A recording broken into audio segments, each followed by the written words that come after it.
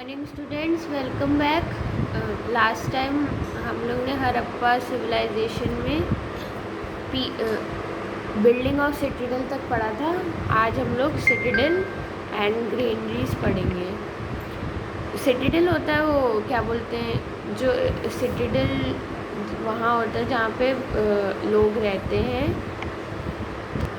जो फोर्ट होता है जहाँ पे रॉयल फैमिलीज रहती थी उसे सिटिडल कहते हैं। और ग्रेनरीज वो होती है जहाँ पे स्टोरेज का सामान जैसे ग्रेन्स वगैरह पब्लिक यूज़ के लिए जो रखे जाते हैं उसे ग्रेनरीज कहते हैं। The cities were divided into two parts. The raised part of the city often described as a fort or administrative block was called the citadel. The citadel had massive walls and its height provided protection against the recurrent floods of the Indus River. तो ये जो सिटिडल होता था वो fort type structure होता था जिसमें कि अंदर जो उसका एडमिनिस्ट्रेटिव काम होता था, जैसे कि ये देखना कि हर चीज़ सही से चल रही है कि नहीं। और रॉयल फैमिलीज़ वहाँ पे ज़्यादातर रहती थी। और ये क्योंकि ये बड़ी बड़ी दीवारें होती थी तो वो इंडस रिवर से जो फ्लड्स आते थे उससे भी वो प्रोटेक्ट करते थे। The other part called granaries contained public buildings such as storehouses for grains as well as important factories and workshops. Each granary measured 15.23 meter to 6.09 meters. In Mohenjo-daro, the largest granary measured about 46 meter into 15 meters. तो granary वही होती थी जहाँ पे public buildings होती थी जो कि स्टोर हाउस होता था ग्रेन्स के लिए, और कई इम्पॉर्टेंट फैक्ट्रीज़ और वर्कशॉप भी वहाँ रहती थी। और यहाँ पे मेजरमेंट दिया है कि कितनी कितनी बड़ी होती थी वो ग्रेनरीज, 15.23 मीटर्स इंटू 6.09 मीटर्स। और मोहनजोदारो जो सिटी थी उसमें सबसे लार्जेस्ट ग्रेनरी थी जो कि 46 मीटर एंड 15 मीटर की वो उसकी डायमेंशंस थी। Houses. The houses were only 1 or 2 stories high. They were separated by narrow but straight lines. All the houses were made of 2 or more rooms, a bathroom, a kitchen and a country yard. तो उस समय houses कैसे रहते थे, वहाँ पे 1 या 2 story, 1 या 2 मंजिले ही घर होते थे, उससे ज़्यादा लंबे नहीं होते थे। और वो लोग जो उन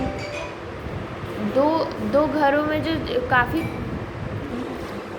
जो गैप था वो काफ़ी पतला रहता था, मतलब कि सारे घर जुड़े हुए रहते थे। और हर एक घर में मतलब कि हर एक घर ज़्यादा से ज़्यादा 2 या 3 कमरों से बना होता था, और जिसमें बाथरूम, किचन और कंट्री यार्ड ये सब होता था। Food. Wheat and barley were the main crops. They were used to make bread. People were fond of milk, meat, fish, egg, etc. तो क्या बोलते, फूड का क्या सीन था उस समय का कि वीट और बार्ले होता था, गेहूँ और जौ, वो मेन क्रॉप्स थे। तो उसी से वो लोग वहाँ पे ब्रेड बनाते थे। और पीपल वर फॉन्ड मतलब कि लोगों को और क्या क्या अच्छा लगता था खाना, मिल्क, मीट, फिश, एग्स, ये सब भी खाना पसंद था। Clothes. The people wrapped long pieces of cloth around them.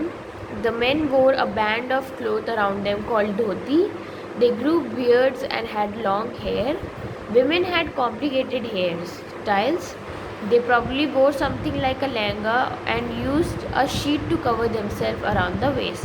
तो क्लोथ्स में कैसा था कि जो मेन लोग होते थे, जो आदमी लोग होते थे, वो धोती पहनते थे। और उनकी अपीयरेंस में कैसा उनका लुक आता था कि वो उनकी बड़ी बड़ी दाढ़ियाँ होती थी और उनके बाल भी लंबे होते थे आदमियों के। और विमेन का जो हेयर स्टाइल थी वो काफ़ी अलग टाइप की हेयर स्टाइल करती थी विमेन। कॉम्प्लिकेटेड मतलब कि काफ़ी वो क्या बोलते हैं, समझाने लायक। और वो लहंगा पहनती थी या फिर कुछ शीट वगैरह यूज़ करते थे अपने आप को कवर करने के लिए। Ornaments. Jewelry was very popular with women. Both men and women wore ornaments made of gold and silver. Beads and precious stones were used in jewellery. तो ऑर्नामेंट्स वही जो हम लोग ज्वेलरी जो गहने पहनते हैं उसके बारे में। तो उस समय दोनों विमेन और मेन दोनों लोग पहनते थे ज्वेलरी, गोल्ड और सिल्वर की, सोने चांदी की, और बीड्स एंड प्रेशियस स्टोन्स, और जो मोतियाँ होते थे, और प्रेशियस स्टोन्स मतलब कि जो, और जो नग्न प्रेशियस स्टोन्स मतलब जो नग्न होते थे वो ज़्यादातर वो लोग ज्वेलरी के तौर पे पहनते थे। नग प्रेशियस स्टोन्स मतलब नग, जो अंगूठी वगैरह में लोग अभी भी पहनते हैं वो ज्वेलरी के तौर पे उस समय पहनते थे। Amusements. The people of Harappa culture amuse themselves in different ways. Toys such as small clay carts, figures of animals, marbles, dolls, and whistles were provided to children. They enjoyed singing and dancing. They also played a game similar to the modern game of chess. तो amusement मतलब कि लोग अपने free time में कैसे अपना time pass करते थे। तो टॉयज़ जैसे कि क्ले कार्ड्स हो गया और एनिमल्स के फिगर, ये सब बच्चों के लिए खिलौने वहाँ पे मिलते थे, और लोग अपना टाइम पास करने के लिए सिंगिंग और डांसिंग करते थे, और काफ़ी सारे गेम्स भी खेलते थे जैसे कि चेस जैसे गेम्स खेलते थे जो आजकल के टाइम पे चलता है। Occupations and crafts. The Harappa people were engaged in different types of occupations. There were farmers, weavers, potters, jewellers, metal workers, toy makers, stone cutters, seal makers and traders. तो कई सारे ट्रेड होते थे, कई सारे लोगों के पास कई सारे different types of occupations available थे। जैसे यहाँ दिया हुआ है, फार्मिंग करना, खेती करना, वीवर्स जो लोग कपड़े बनाते हैं, पॉटर्स पॉटरी जो बनाते हैं, पॉटरी करते हैं, ज्वेलर्स जो ज्वेलरी बनाते हैं, मेटल वर्क, ऐसे कई सारे ऑक्यूपेशन उस समय लोग वो करते थे। The seal are one of the most important discovery of this civilization. More than 2,000 seals have been discovered during excavations. The seal are mostly flat and rectangular, which are made of terracotta. Some seal bear animals, figures, and picture-like signs. Probably they were used by merchants and traders to stamp their goods. तो seal वो होता है जो कि लोग पहले के ज़माने में जब अपना कुछ लेटर वगैरह भेजते थे तो उसके ऊपर वो सील करते थे, वो स्टैम्प लगाते थे, ताकि उनकी एक तरह से आइडेंटिटी दूसरे जिसको भेज रहे हो उसको पता रहे। उससे सील वही जो मोहर, जो उसे मोहर भी कहते हैं हिंदी में, वही कि ताकि लोगों को पता चल सके जिसके पास भी जा रहा है कि किसने भेजा है। तो ये जो सील्स थी, जब एक्सकवेशन हुआ था, जब आर्कियोलॉजिस्ट जो लोग होते हैं, जो लोग हिस्ट्री की खोज करते हैं, उन्होंने जब वहाँ पे जाके खुदाई वदाई की थी तो 2000 सील्स वहाँ से मिले थे हड़प्पा सिविलाइजेशन के। तो मतलब कि काफ़ी बड़ी अमाउंट में सील्स यूज़ होते थे उस समय। और सील्स दिखते कैसे थे, वो फ्लैट रेक्टेंगुलर शेप, उनकी रेक्टेंगल शेप होती थी, और टेराकोटा एक मटेरियल होता है उससे बना रहता था, उस पर साइंस बने रहते थे जैसे कि एनिमल के साइन हो गए या फिर कोई पिक्चर लाइक साइन। और मर्चेंट्स और ट्रेडर्स जो होते थे वो अपने गुड्स जो सामान वगैरह भेजते थे उस पर वो लगा के बेचते थे ताकि अपनी वो आइडेंटिटी दूसरों को बता सकें। The seals inform us about the artistic skills, trade contacts, dress ornaments, religious beliefs and the script of the Harappa people. तो जो सील्स थी वो उससे हम लोग को कई सारी इन्फॉर्मेशन पता चलती है हड़प्पा सिविलाइजेशन की, कि उस पर जो एनिमल फिगर या फिर कुछ भी बना रहता था उससे पता चलता है कि उन लोग की उस टाइम पे लोगों की स्किल्स कैसी थी, आर्टिस्टिक स्किल्स कैसी थी, कि कैसे चीज़ें बनाते थे, या फिर ट्रेड कॉन्टैक्ट्स कौन से थे,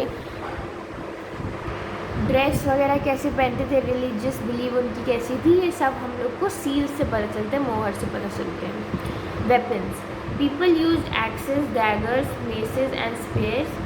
The weapon were made of copper. People used axes, daggers, maces and spears. The weapons were made of copper and bronze. No big forts have been discovered. The people of Indus Valley were peace loving. तो weapons के लिए जो लोग थे, Harappa people थे, वो लोग use क्या करते थे, एक्सेस यूज़ करते थे, कुल्हाड़ी, डैगर्स जो होते हैं वो छोटे छोटे चक्कू जो होते हैं, नाइफ्स जो होते हैं लेके घूमते हैं, उन्हें डैगर्स कहते हैं। मेसर्स एंड स्पेयर्स वो होते हैं जो लंबे लंबे भाले होते हैं। और ये सारे जो वेपन्स होते थे वो कॉपर से बने होते थे और कॉपर और ब्रोंज से बने होते थे। लेकिन जब इसकी खोज की गई तो काफ़ी मतलब कि ज़्यादातर वो बिग फोर्ट्स नहीं पाए गए, मतलब कि ज़्यादा वेपन्स नहीं पाए गए, क्योंकि कहा गया कि इंडस वैली के जो पीपल थे वो काफ़ी पीस लविंग थे, तो वो लोग ज़्यादातर वेपन्स वगैरह की यूज़ नहीं करते थे। Religion, the Indus valley people worshipped many goods and goddesses. यहाँ पे वर्शिप नहीं होगा, वर्शिप्ड होगा। वर्शिप मतलब पूजा करना। वर्शिप्ड मैनी गॉड्स, गुड्स नहीं है, गॉड्स हैं, gods and goddesses. They were believe to prosperity. Pashupati was the Shiva with 3 heads. Tree and animals were worshipped. Among the birds, the dove was held in the reverence. The dead were burnt and the ashes immersed in water. तो religion मतलब कि religion कैसे believe करते थे Harappa people, तो वो लोग कई सारे गॉड्स और गॉडेसेस को वर्शिप करते थे, उनकी पूजा करते थे, और वो मतलब कि वो ऐसे बिलीव करते थे कि उनको वर्शिप करने से उन्हें प्रॉस्पेरिटी आएगी, मतलब कि सुख संपत्ति आएगी। और पशुपति मतलब जो शिव जी का एक अवतार है पशुपति, वो विथ 3 हेड्स, उनके 3 जो हेड थे, तो उनको वो ज़्यादा वर्शिप करते थे, और ट्रीज़ और एनिमल्स को भी वर्शिप करते थे। बर्ड्स में वो लोग डव जो होती है, डव जो कबूतर होता है, उसको वो लोग मतलब कि काफ़ी उसे भगवान मतलब कि उसे भी पूजनीय मानते थे। और जो जिन लोग की डेथ हो जाती थी वो लोग उन लोग को बर्न करके उनके एशेस को वो लोग पानी में इमर्स कर देते थे, मतलब जैसे कि अभी हिंदू कल्चर में होता है कि जिनकी डेथ हो जाती है तो उनको जलाकर उनकी जो अस्थियाँ होती हैं वो पानी में विसर्जित कर देते हैं। There is also evidence which suggests that the Harappas believe in life after death. The excavated graves contain articles such as pottery and jewelry which may have belonged to the dead. It was perhaps believed that the dead may require these in his or her life after death. तो ये कहते थे कि हड़प्पा के जो people थे, Indus valley के people थे, वो लाइफ आफ्टर डेथ में बिलीव करते थे। तो वो लोग जब किसी की डेथ हो जाती थी तो या फिर तो वो लोग उसको जला के उसकी अस्थियाँ विसर्जन कर देते थे, या फिर वो उसकी जो डेड बॉडी थी उसको गाड़ के उसके साथ वो लोग कई सारे ज्वेलरी और पॉटरी और कई सारे सामान रख देते थे। वो लोग बिलीव करते थे कि जो मतलब कि डेथ मरने के बाद भी एक लाइफ होती है जिसमें लोगों को ये सारा सामान इस्तेमाल करना पड़ेगा, तो इसलिए वो लोग उसकी डेड बॉडी के साथ ये सारी सामान रख देते थे, ज्वेलरी और पॉटरी ये सब। Fall of Harappa civilization. The seasons for its decay are not known. The cities might have been destroyed by floods or some epidemic. It is also possible that the cities were attacked and destroyed by some foreign invaders. Indeed, it was a sad event in the history of India, and it took 1000 years before any cities of comparable importance came into existence. तो fall of Harappa civilization का जो मतलब कि ये कैसे ख़त्म हुई Harappa civilisation, वो अभी तक मतलब किसी को ज़्यादा कंफर्म नहीं है कि क्या हुआ था, या फिर तो डिस्ट्रॉय हो गया था नेचुरल कैलामिटीज़ की वजह से, फ्लड या फिर कोई एपिडेमिक हो गई थी इस वजह से सिटीज़ ख़राब हो गई थी, या फिर एक और पॉसिबल रीज़न कहते हैं कि वो जो सिटीज़ थी उसमें फॉरेन इन्वेडर्स ने अटैक कर दिया था और उन्होंने कैप्चर कर लिया था, इसलिए हड़प्पा सिविलाइजेशन जो है वो फॉल हो गई। और ये कहते हैं कि 1000 years after the fall of Harappa civilisation, मतलब से हड़प्पा सिविलाइजेशन के 1000 साल बाद तक कोई सिटी ऐसी बनी नहीं थी जिसकी जो कंपैरिजन इस हड़प्पा सिटी से कर सके, क्योंकि इतनी अच्छी थी वो। Indus valley and the modern Indian civilization. It is indeed exciting to discover that people in India had a way of life that is a model for millions of people even today. Town planning, city roads, drainage arts and craft, and achieved an excellence that would be envy of even the modern city dwellers. तो अभी के civilisation जो Indian का civilisation है, तो India की जो way of life है, पहले भी इंडस वैली सिविलाइजेशन के टाइम पे भी और अभी भी मॉडर्न इंडियन सिविलाइजेशन के टाइम पे भी, तो वो काफ़ी ऐसी मतलब काफ़ी अच्छी लाइफ है कि लोग आज तक लोग उस लाइफ को मतलब कि उस जैसे जीवन था उसे रहने की वो ट्राई करते हैं, लेकिन कर नहीं पाते क्योंकि उस समय की जो टाउन प्लानिंग थी, सिटी रोड्स थी, जिस तरह का इंफ्रास्ट्रक्चर था, हर चीज़ इतना अच्छा था कि लोग काफ़ी दूसरे कंट्रीज़ के लोग एनवी करते थे, मतलब जेलस होते थे कि इंडियन सिविलाइजेशन से। Pyramids of Egypt during the period 2686 to 1633 BC, the Egyptian kings were buried under sandstone pyramids. Giza has the most famous pyramid where 3 kings and 3 chief queens were buried. Originally, these pyramids were encased in white limestone, but this how now disappeared. तो जिस time पे Indus valley civilisation हो रही थी India में, उस समय जो इजिप्ट में पिरामिड्स मतलब लोग किंग्स इजिप्शियन किंग्स होते थे जिनको बरी किया जाता था पिरामिड्स में। और एक जगह है गीज़ा नाम की जगह है, वहाँ पे वो काफ़ी फेमस है क्योंकि वहाँ पे 3 पिरामिड्स बने हुए थे for 3 kings and their chief queens. तो उन मतलब किंग और क्वीन के लिए 3 पिरामिड्स बने थे जहाँ पे वो लोग बरी किए गए थे। Originally these pyramids were encased in white limestone, but this got disappeared. मतलब ये गलत है दिस नाउ हाउ सेंटेंस का। तो इसका कहने का यहाँ मतलब ये है कि पहले जो पिरामिड्स थे वो वाइट लाइमस्टोन, जो एक तरह का पत्थर होता है वाइट कलर का, उससे बनाया जाता था, बट अब वो नॉर्मली मिट्टी से बनता है। मतलब वो वाली जो प्रथा है वो ख़त्म हो चुकी है। The bodies of the dead nobles were embalmed to prevent them from decaying. The process took 70 days and funeral took place only after that. Everything the dead man needed in the next world was placed in the burial chamber. The objects buried with the mummies included food, clothes, ornaments, musical instruments, and sometimes even serving men and women. Poor people were buried in holes in the sand. Relatives supplied in holes in the sand. Relatives supplied the best they could afford to make the dead person comfortable in the next world. तो क्या होता था कि ये जो dead bodies जो Egyptian Kings की जो बरी की जाती थी उसको इम्बाम्ड कर दिया जाता था। इम्बाम मतलब कि उस पर बाम लगा दिया जाता था एक टाइप का कुछ ऐसे, ताकि वो डिके होने से बच जाए, to prevent them from decaying. कि क्योंकि उन लोग में क्या करते थे कि डेथ होने के 70 डेज़ तक बॉडी को रखते थे, उसके बाद उसका फ्यूनरल होता था और उसके बाद उसे बरी करते थे। तो 70 डेज़ तक अगर एक नॉर्मल बॉडी रखे तो वो डिके स्टार्ट होने लगता है। तो इसीलिए बाम यूज़ करते थे बॉडी पे लगाने के लिए एक टाइप का, जिससे कि वो डिकेइंग को प्रिवेंट कर सके।